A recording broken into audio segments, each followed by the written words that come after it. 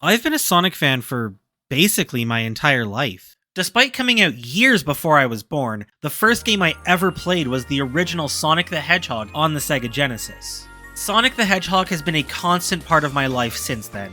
He's the reason I got into art, and the reason I still play video games to this day. But despite that, there are a lot of gaps in my Sonic library. Games I missed out on because I was too young, or I didn't own growing up, or simply because they didn't look interesting. When Sonic Frontiers came out a few months ago, I couldn't put the game down. The last Sonic game I had actually finished was Sonic Generations, and that was a whole decade earlier. I spent days collecting everything that I could and replaying the game over and over again, and for weeks after it was the only thing I could talk about. I had genuine fun, and in a moment of sleep-deprived brilliance, I thought to myself, I want to do this for every Sonic game. Why?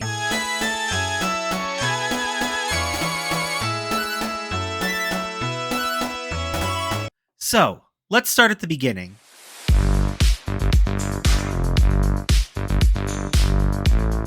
In the late 80s, the third generation of consoles was coming to a close. The Sega Master System and NES had cemented home video game consoles as a booming new entertainment market. With the SNES on the way from Nintendo, Sega had a problem. They had a good backlog of games from their already thriving arcade cabinet business, but their latest console, the Sega Genesis, wasn't selling as well as they had hoped. The problem? No Mario, no little guy, no Mickey Mouse, no Bug, no Bunny. No face to slap on a console and say, haha, tell your parents to buy my games or I'll kill myself. The solution? Make a game so fun and a character so cool that you would be a fool to not buy a Sega Genesis. In 1988, Sega hosted an in-house design competition for their new mascot. The development team decided they wanted to design a character around the mechanics of the game they were going to put him in, which would focus around fast, physics-based platforming. An early design concept for the character involved a rabbit who could grab objects with his ears. But this ended up being too complex for some reason and was scrapped. The team eventually decided on using a rolling attack for the character, and in the end, it was the Hedgehog designed by Naoto Oshima that came out on top. Sonic the Hedgehog would end up releasing for the Sega Genesis in 1991 to critical acclaim. The game has 6 worlds, known as zones, split into 3 acts each for a total of 18 levels. That's incredibly short when you consider the other big platformer it was competing against was Super Mario World. How did a game like Sonic compete with the absolute titan that is Super Mario World? Well, it all starts right here. Green Hill's oversaturation in the modern day has become somewhat of a sore point for fans. But there is a reason they keep kicking this dead hedgehog, and that's because of just how iconic it is. Right out the gate, Green Hill Zone is designed to wow you. The flashy, saturated colors of the striped grass and checkerboard dirt contrasted against the deep blue of the massive lake backdrop, all while you're treated to some pretty catchy tunes. Presentation isn't everything though. It helps the game stick out in your mind, sure, but it still needs to be fun to play. That's why the development team poured so much time and care into this stage. Handcrafting, scrapping, and recrafting Green Hill Zone to perfectly take advantage of Sonic's momentum-based physics. Nowadays, the M word is a point of contention among Sonic fans, but the original Sonic the Hedgehog was designed with the idea that the world could affect you, not just the other way around. If you start running with Sonic on a flat surface, it'll take a couple seconds to reach top speed. Stopping is slow, and starting up again is even slower. If you crouch while moving, Sonic will curl up into a ball and can roll through enemies to attack them. Sonic will also turn into a ball while jumping, allowing you to attack and platform at the same time. And then, you add in slopes. Sonic is designed to interact with slopes at every possible moment. Sonic can't just start running up a slope like other platformers. The world will push against you and tell you no, you can't do that. You need to play by our rules. However, rolling into a ball on slopes will cause Sonic to gain speed a lot faster, and even blow past his maximum running speed with ease. Even jumping is affected by slopes. I checked out a few other platformers from my childhood, and the only one that had slope physics was Super Mario World, the game that it was directly competing against. But the implementation of those physics from both a programming and a design standpoint are vastly different. You'll slide down slopes in Mario, but you can still walk up them without any real problem. In most games, you jump off a slope, you go up and down. In Sonic, if you jump off a slope... Holy shit. And these slopes are everywhere. They define Green Hill's level geometry. There are moments of completely flat ground, but if you pick a random spot in Green Hill and start jumping, you'll probably end up jumping back and forth instead of straight up and down. Jump on a slope while going too fast, and you'll end up on a different path than you started on. Green Hill Zone constantly splits into alternate paths you can take, usually with one path that is faster and has more secrets, but is harder to stay on, with another path that is slower and has more enemies, but with less room for error. The faster path is generally high up, meaning if you miss a jump and fall, you'll often end up on the lower path anyways. Green Hill Zone's level design is complex. That's the key difference between Sonic and other platformers of the time. Physics and speed matter a lot, but they would mean nothing if the world was designed like a Mario or a Mega Man. You need these slopes and alternate paths for Sonic to work. All these things would make a pretty good level on their own, but the cherry on top is the exciting set pieces that stick in your mind well after you're finished playing. The loops, the weird slide things, the ramp that launches you hundreds of feet in the air into a cloud of golden rings before landing on a badnik and dropping back down to the ground safely. It can't be overstated how much the success of Sonic is built upon those first impressions. From the character design, to the aggressive marketing, to the very first time you're blasting through Green Hill Zone. Green Hill really feels like a world you could live in. A game made entirely of worlds this polished, this well crafted, absolutely deserves to stand alongside other classic games that redefined their genres. However, reality is often disappointing. I don't even know if most people made it past Green Hill Zone as a kid, because if they did, they almost certainly stopped immediately after in Marble Zone. Everything that made Green Hill work here is gone. The bright, captivating visuals are replaced with purple bricks. The sloped geometry still exists at the beginning and end points, but the majority of the level is replaced by flat, blocky floors. The memorable set pieces that give you this sense of adrenaline? Lava. Compare the maps of Green Hill to Marble Zone.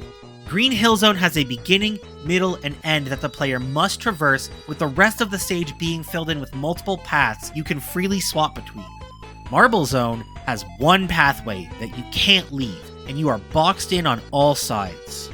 Act 3 does actually have branching paths, but they feel completely separated, essentially making them two different linear paths.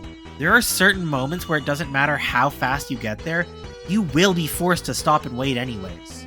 The developers thought that having levels that force you to take it slow would be a nice breather in between levels constantly rocketing you off at high speeds. But Green Hill already did that. The first zone isn't entirely about speed and adrenaline. There are still moments where you need to take your time and platform correctly. And after all of those big set pieces, the game will drop you down in a safe place where you can catch your breath. Marble Zone can't even do that right, because there's no moments you need to take a break from. It's all breaks. Despite the drastic drop-off in coolness between Green Hill and Marble, it's somehow not the most infamous zone. Not even close. What hasn't been said about Labyrinth Zone at this point? It has all the same failure points of Marble Zone, but this time with water physics. But despite that, I don't think it's that bad. I grew up with horror stories about the absolute nightmare that Labyrinth Zone was. It was confusing, impossible to navigate, Sonic was horrible to control, and above all that, the level was hard. Now, is it fun? No, not really.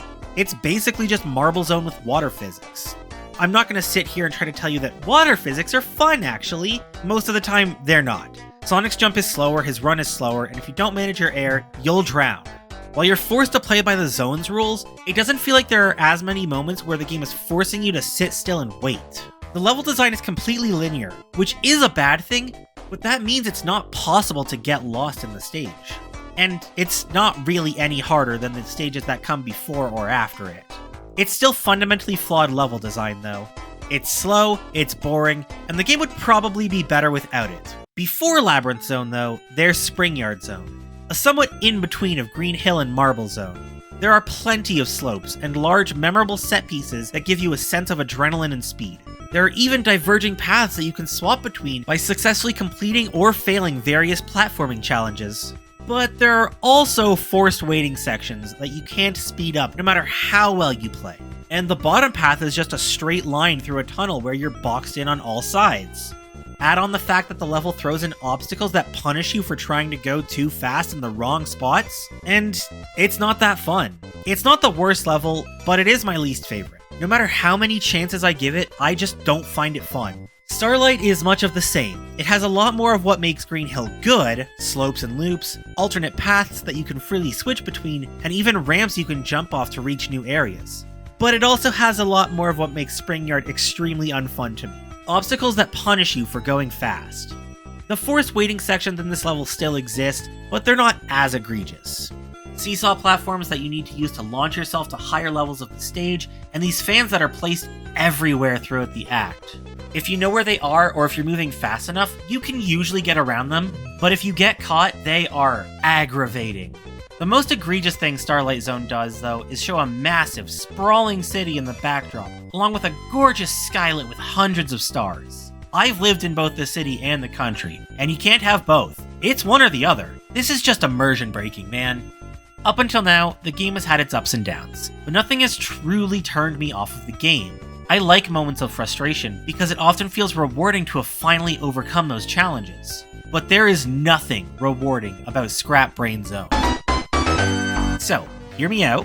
What if we took Marble Zone's claustrophobic and linear level design and mixed in Springyard's random assortment of obstacles that punish you for playing the game? Oh, and you know what? Let's just throw in some random bullshit. Oh, but Scrap Brain has multiple diverging paths that you can swap between. Yeah, and they all suck. Scrap Brain Act 3 is just Labyrinth Zone again, with more strict air bubble timing and worse enemy placement. And I would still prefer that over the first two acts. Scrap Brain is the epitome of the most uncharitable view of Sonic games. In a game that asks you to go fast and feel cool, you are punished for trying to play the game at all. Now, there is one thing about Scrap Brain that makes me truly appreciate it, and that's what it says about the world of Sonic. Starting in Green Hill Zone, everything about the stage feels like it was made for Sonic, or maybe like Sonic was made for it. It feels like a natural world that Sonic has lived in his entire life and learned how to take advantage of. The further you progress in the game, the more hostile the levels begin to feel. They don't feel like something Sonic's used to. They don't feel like a world he knows how to live in, because they're not. They slowly become more artificial, more alien. Marble Zone feels kind of like Sonic. It's vaguely familiar. It's clearly not mechanical, but it's not entirely natural. The lush grass of Green Hill extends all the way out here, but the moment you head underground, it's completely unexplored territory. Whoever made this didn't want you getting past, but they still clearly had respect for the world and wildlife around them. Springyard almost feels like a cool teen hangout spot with the bright lights and fun loops, but it feels forgotten. It wasn't designed to be hostile, it's just become that way thanks to the traps and badniks that now populate the area. Labyrinth Zone is old. Really old. Far older than Marble Zone and far more alien. It's not mechanical and modern, but it's still just as foreign and hostile. Whoever made this place does not care for your safety. Starlight Zone, meanwhile, goes in the opposite direction. It's so modern and advanced. While there are moments in Starlight that feel like Sonic knows how to take advantage of them, they're almost immediately followed by something intentionally designed to throw you off your rhythm. It was still built in this world, but it's completely artificial. You don't know what's coming, and neither does Sonic. This all culminates in Scrap Brain Zone, a level so hostile, so not Sonic, that it feels like you're in a completely different world. This is the culmination of one man's desire to change the world around him. It's excellent storytelling through world design. After making it through the hell that is Scrap Brain, you're launched into the final zone, the climactic battle between Sonic and Eggman. A grueling boss fight that will test your patience more than anything else. Dodging his crushers and electricity attacks, you take him down and make it back safely to your normal life in Green Hill Zone. And that's Sonic! From start to finish, one of the shortest games I've ever played, but one I certainly won't forget. There is a bit more to this story though. I originally wanted to start doing this project a while back, long before Frontiers was even announced. I bought the original Sonic trilogy on Steam during a sale, and I decided to sit down and play through the old games. At the time, I had never beaten the original Sonic. And after I finished it, I was so disappointed that I wanted to stop altogether. I didn't have anything nice to say. But after playing through Frontiers, I got that spark again. So I decided to pick up Sonic Origins. If I was gonna give it another shot, I'd at least like to do it in widescreen. On release, a lot of people said that Origins was a horrible port riddled with glitches. But in my dozens of hours of playing this game, I didn't experience any of those. I don't know if it got patched, or if I just got extremely lucky, but I don't think I would have completed this game more than once if not for the improvements the developers made. There's a pause menu and a save feature. Sonic gets access to his spin dash. Even the special stages feel better. I haven't even talked about the special stages. If you collect 50 rings in any level, a giant special ring will appear at the end of the stage. Jumping into it will take you to an accurate depiction of what my nightmares look like. You ever play with one of those plastic maze things that have the metal ball inside? You need to tilt it to move the ball around? It's like one of those, except it's constantly spinning. And if you go the wrong way, you die. There are also bumpers to knock you around like a pinball machine, and buttons that reverse the direction, speed up, or slow down the spinning. Playing these special stages on the original version felt so frustrating, and made me so nauseated that I felt like throwing my controller out a window. But in Sonic Origins, I liked them.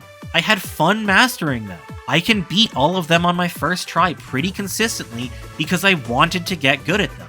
The frame rate is better and the physics feel much more responsive. That might be a byproduct of the frame rate not dropping to 20 frames per second, or it might be the result of developer intervention. But whatever it is, it's baffling how much better these stages are. I was so dumbfounded by how much fun I had playing the Origins release of the game that I had to go back and play the Steam version again just to make sure I wasn't remembering things wrong. And no, it really is that bad. Stages like Spring Yard and Starlight are much less stressful to navigate with the increased visibility.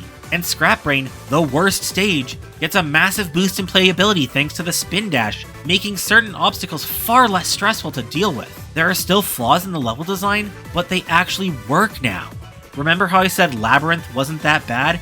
I get it now! Labyrinth Zone in the original Sonic the Hedgehog might be the worst video game stage ever made. In a stage where you're already moving at half speed, the game slows down to an abysmal 5 frames per second constantly. It's astonishing how much this game can be fixed with some relatively simple changes, like a stable frame rate and widescreen. Everything else is just the cherry on top. You could take it all away and it would still be a much more phenomenal game than the original Sonic the Hedgehog. The port also adds in a bunch of new content, including a boss rush, a mission mode, and even the ability to play as Tails and Knuckles. I wanted to talk about those things too, but I didn't have anything interesting to say. The game has been analyzed to death, but I think there's good reason for it. It was revolutionary for its time, and despite all of its flaws, there's still a lot to be learned from analyzing the level design. There are not a lot of platformers I can think of that follow this same philosophy that Sonic the Hedgehog does. It's a design philosophy that the franchise invented, and hopefully one that it sticks to.